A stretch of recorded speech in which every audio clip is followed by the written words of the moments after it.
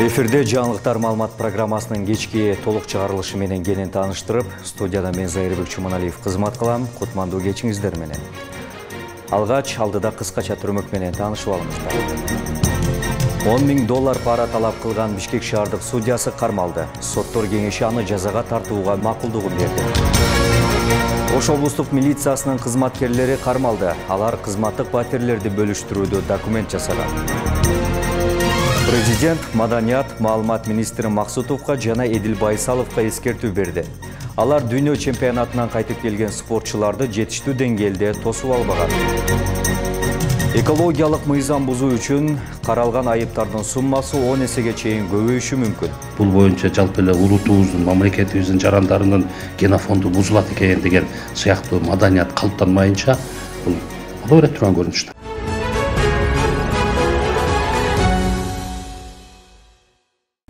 Нарын райондук соту 7 жашар кыздын өлүмүнө айыпталган кишини 12 жылга эркинен ажыратуу чечимин кабыл алды. Бул тууралуу облустук сот маалымдады. Соттун өкмү менен 64 жаштагы жаран жалпы режимдеги колонияда кармалат. Жаза мөөнөтү 29 апрелден тарта эсептелмекчи. Эскерте кетсек, жүрөк ушун алган окуя апрель айында Нарындын Орто Нура айылында болуп өткөн. 7 жаштагы кызга түштөн кийин мектептен чыгып, бирок үйүнө жеткен эмес. Кыздын сөөгү ошол эле түнү каралбай калган үйдөн табылган. Жеткинчектин өлүмүнө шектелип, 64 жаштагы жергиликтүү тургун кармалган болчу. Опузалап акча талап кылуу жана пара алуу боюнча Бишкек шаардык сотунун кылмыш иштери боюнча коллегиясынын судьясы кармалганын УКМКдан кабарлашты.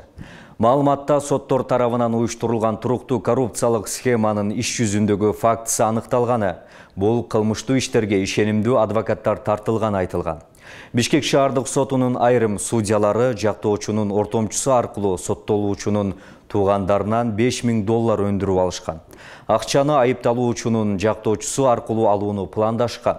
Планы боюнча эгерде аларды укук коргоо органдары кармап алса, адвокат өзүнүн кызматы үчүн гонорар катары алганын айтмак.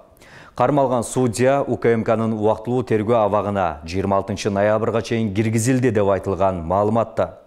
Ортомчу адвокат кылмыш жоопкерчилигине тартылган-тартылбаганын УКМК билдире элек. Бирок тартип коргоо органдарындагы маалымат булактары юрист бул иште күбө катары өтүп жатканын айтышты. Башка судьялардын бул боюнча кылмыш иштеринин далил базасын бекемдөө үчүн тиешелүү активдүү тергөө иш-чаралары жүргүзүлүп жатканы дайын болду. Буга байланыштуу Кыргызстандын соттор кеңеши Бишкектеги 2 судьяны кылмыш жоопкерчилигине тартууга уруксат берди. Алардын бири Бишкек шаардык сотунун судьясы. Кызматтык батирлерди бөлүштүрүүдө документ жасалмалаганы үчүн Ош облусунун ички иштери башкы башкармалыгынын кызматкерлери кармалганын УКМК билдирди. 220 батирлүү турак жай Ош шаарында 2021 жылы милиция кызматкерлери үчүн курулуп, ачкычтар тапшырылган. Бирок укук коргоо органдарына батирлер мыйзамсыз бөлүштүрүлгөнү боюнча көп даттануу түшкөндүктөн кылмыш иши козголуп, кийин Ош облустук ички иштер башкармалыгынын кызмат адамдарынын аракеттеринде кылмыштын курамы жок болгондуктан кыскартылган. Бирок башкы прокуратура тарабынан иш кайрадан козголуп, УКМКнын Жалал Абад облусу боюнча башкы башкармалыгына өткөрүлүп берилген.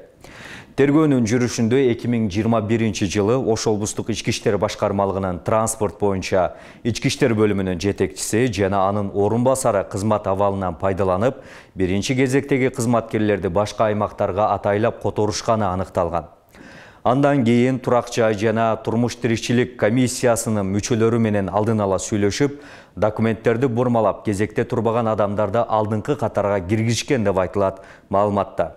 Тергөө тарабынан чогултулган далилдердин негизинде 2023 жылдын 25 сентябрында транспорт боюнча ички иштер бөлүмүнүн жетекчиси жана анын орун басары кызматкер кармалып, УКМКнын Жалал Абад облусу боюнча башкы башкармалыгынын убактылуу кармоочу жайына киргизилген. Учурда тергөө амалдары уланууда.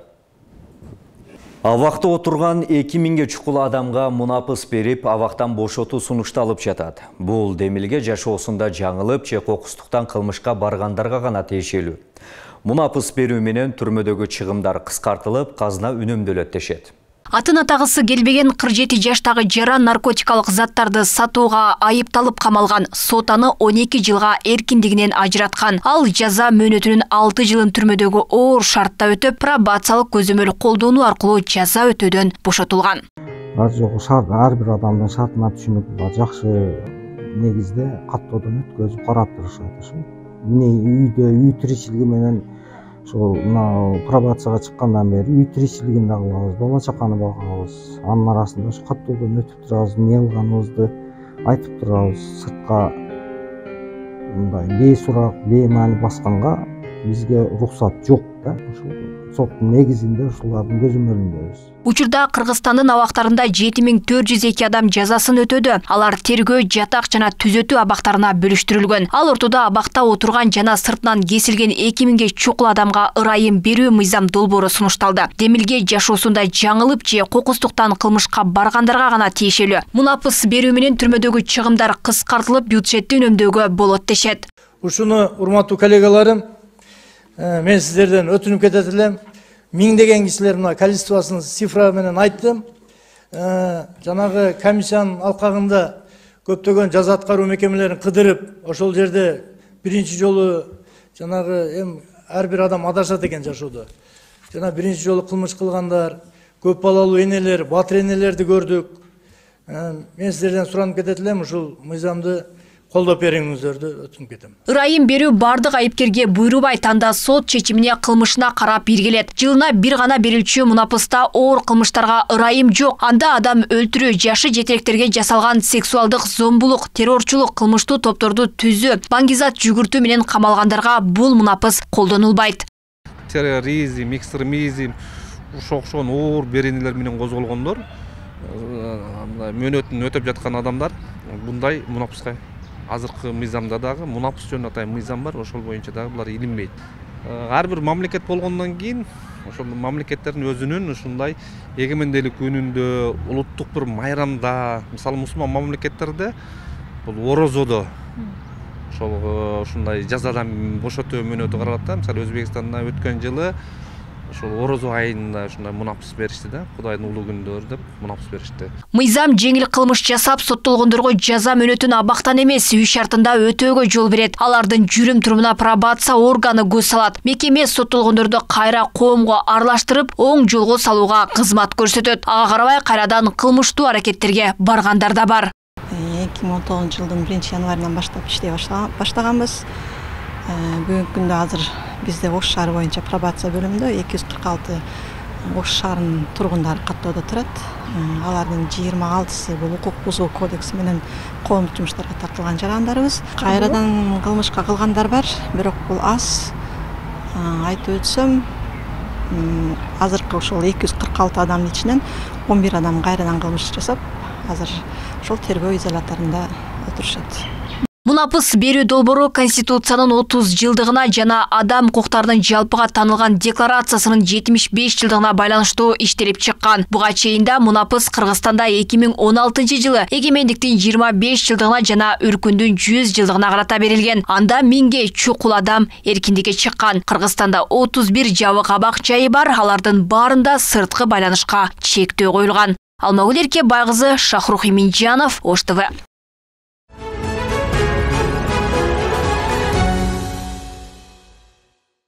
Кыргыз-Кытай чегарасындагы Торугарт менен Эркештан бекеттери 4 күнгө жабыла турганын УКМКнын чегара кызматы кабарлады. Маалыматта демилгени Кытай тарап сунуштаганы айтылат. Коңшу мамлекетте 29 сентябрда көз майрамы белгиленсе, 1-3 октябрь күндөрү билим күнү майрамдалат. Мындан улам бекеттер 4 күн жабык болот. Өткөрүү пунктулары 30 сентябрда, андан 3 күн өтүп 4 октябрда ачылат. Президент Садыр Жапаров 29 сентябрда Берлин шаарында биринчи жолу өтө турган Борбор Азия саммитинин ишине катышат. Бул тууралуу президенттик администрациянын тышкы саясат бөлүмүнүн башчысы Муратбек Азымбакиев билдирди.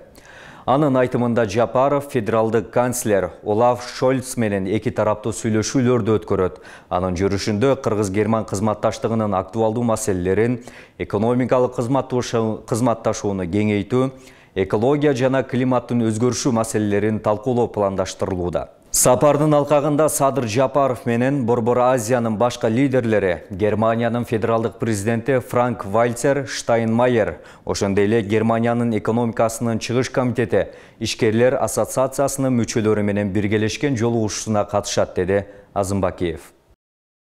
Президент Садыр Жапаров министрлер кабинетинин төрагасынын орун басары Эдил Байсалов менен маданият, маалымат, спорт жана жаштар саясаты министри Алтынбек Максутовго эскертүү берди. Тиешелүү тескемеге мамлекет жетекчиси Садыр Жапаров кол койгон.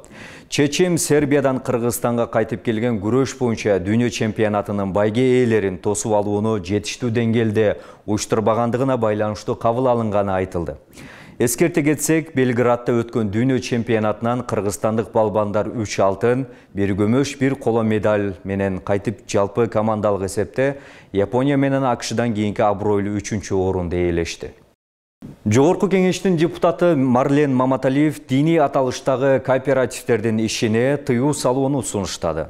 Ал юстиция министрлиги аталышты диний сөздөрдү камтыган мекемелерде уюм катары каттабай коюшу керектигин айтты. Антпесе элдин ишенимин пайдаланып алдап кеткендер четтен чыгууда. Бир кооператив ислам динин жамынып алгандыктан айылдарда керек болсо молдолор кирип кетиптир. Анан молдону көрүп жөнөкөй жарандарда акча салган. Анын аталышы ислам болчу. Ошого карап реалдуу экен деп ишенип алышкан. Азыр бул кооператив элге 256 миллион доллар карыз экен. Дагы бир чоң бомба келе жатат. Кооперативтерге кайрыларым динди жамынып алдабагылачы. Силер элди тозокко алып баратасыңар, деди Маматалиев. Бүгүн парламентте кооперативтер жөнүндө мыйзам долбоору 2-чи окуудан өттү. Депутат ушул сунушту мыйзамга киргизип, динди булгап, элдин башын айлантууга тыюу салууга үндөдү. Экологиялык мыйзам бузуу үчүн каралган айыптардын соммасы 10 эсеге чейин көбөйүшү мүмкүн. Тийиштүү министрлик жаңы мыйзам сунуштады. Долбоордо экологиялык зыяндар үчүн айып пулдарын жаңы түрлөрү да каралган. Демилгечилери айып пулдун өлчөмү аз болгондуктан, ишкерлер экологияга кайдыгер мамиле жасап жаткандыктан, анын суммасын көбөйтүүгө аргасыз болушканын айтышууда. Кененирээк кийинки материалда. Көмүр казган компания жаратылышка зыян келтирип алган болсо, ага 10 000 сомдон 30 000 сомго чейин айып пул салынат. Кен казган компания үчүн бул арзыбаган сумма. Эгерде айып пулдун өлчөмүн 10 эсе көбөйтө турган болсок, компания үчүн дагы сезилерлик каражат болмок. Айып пулдун өлчөмү аз болгондуктан ишкерлер экологияга кайдыгер карап жатканы айтылууда. Дал ушул себептен өлкөдө экология мыйзамдарына өзгөртүүлөрдү киргизүү сунушталууда. Жеке жактарга 7,5 миң, юридикалык жактарга 23 миңге чейин. Ал эми сиз айткан чоң өндүрүштөн башка зыяндуу заттар чыкса, ал жерде ушерб деп коет, иск эсептелинет, же болбосо административный айып ал өзүнчө салынат, чара көрүлөт. Ушерб бул башка, ал өзүнчө эсептелинет. Мисалы үчүн дарак кесилсе, административный штраф бирдей болот, а ушерб ошол объемга карап салынат, чоң кичинесине карап, зыяндын өлчөмү болот да. Тиешелүү ведомство сунуштаган долбоордо чынында эле айып пулдардын арасындагы айырмачылык чоң. Мисалы, өндүрүштүк тармакты ала турган болсок, учурдагы эң аз айып пулдун өлчөмү 5500 сом, эң көп сумма 55 миңди түзөт. Ал эми жаңы долбоордо эң аз айып пулдун суммасы 55 миң болуп, эң жогорку айып пул 280 миң сомго чейин көрсөтүлгөн. Ошондой эле фитосанитардык эрежелерди сактабагандарга дагы 10 миң сомдон 28 миң сомго чейин айып пул салуу сунушталды. Учурдагы айып пулдун суммасы 3 миң сомдон 13 миң сомго чейин гана болчу. Экологиялык кооптулук жараткан, экологиялык зыян алып келүүдөгө, же болбосо экологиялык ошол чыгымдарды ордуна калыптандыруу үчүн болуп аткан жазалардын, ошол айып пулдардын тарифи бул болсо төмөн болуп эсептелет. Ал эми экинчи жагдай бар, аларды өндүрүп алуу деген. Ошон үчүн бизде экологиялык укукту азыр актуалдаштырып, ошол экологиялык укук боюнча адистерди даярдап, экологиялык укукту жалпы калктын массага түшүндүрүү иш-чараларын жүргүзүү бул азыркы күндө бир актуалдуу маселелердин бири болуп эсептелет. Ошондой эле тигүү сехтерине карата дагы жаңы берене каралган. Ал кышында тигүү сехтеринен чыккан калдыктарды өрттөп жаккандарга карата колдонулат. Мындан улам бул тармактагылардагы калдык таштандыларын жок кылууда экологияга кылдат мамиле жасоосу шарт. Анан экинчи жагы бар, ошол кеземелердин бардыгында боектор, боечу каражаттар колдонулат. Алар дагы оор металлдардан турат дагы. Аларды күйгүзүүдө, күйүү процессинде ал ошол оор металлдар бул болсо ажырабайт. Ал сөзсүз түрдө эмеге ошол аба менен дем алган адамга зыянын алып келет. Ал зыяндуу. Ар бир адам баласында экологиялык маданият болуп, бул ушул мен өзүм жашап аткан аймакка, табиатка зыян алып келип атат. Муну менен дем алган жаш наристелер, айрыкча жаш балдар, жаш өспүрүмдөрдүн ден соолугуна зыян алып келет экен. Бул боюнча жалпы эле улутубуздун, мамлекетибиздин жарандарынын генофонду бузулат экен деген сыяктуу маданият калыптанмайынча бул боло берет турган көрүнүштө. Тиешелүү мыйзам долбоору учурда коомдук талкууга коюлду. Долбоорду жаратылыш ресурстары, экология жана техникалык көзөмөл министрлиги сунуштады. Ведомство жазанын күчөтүлүшү айлана чөйрөнү коргоо багытындагы мыйзам бузуунун алдын алат жана экологиялык стандарттардын сакталышына көзөмөлдөөнү жакшыртат деп эсептейт. Роза Акматжан кызы, Азам Бузриков, Ош ТВ. Борбор каладагы санитардык полигонго текстиль өндүрүшүнөн чыккан калдыкты экологияга зыян келтирбестен өрттөгөн атайын жабдуу орнотулду. Бул тууралуу жаратылыш ресурстары, экология жана техникалык көзөмөл министрлигинин Бишкек Аламүдүн аймактык башкармалыгынын башчысы Нурлан Шаршеев брифингде билдирди. Акыркы маалыматтар боюнча текстиль өндүрүшүнүн күнүнө 80 тонна таштанды чыгат. Полигонго ошол акыр чикирди өтө жогорку температурада өрттөп жок кылган жабдуу орнотулду. Абаны булгабайт, көл чыкпайт, түтүн да болбойт, деди Шаршеев. Ал таштандыны кайра иштеп чыгуу керектигин, бирок Кыргызстанда азырынча анда мүмкүнчүлүк жок экенин белгилеп өттү. Өлкө аймагынан алынган акыркы жаңылыктарыбыз мунушулар менен жыйынтыкталат. Мен сиздер менен коштошом. Алдыда дүйнө кабарлары орун алмакчы. Бизден алыстабай туруңуздар.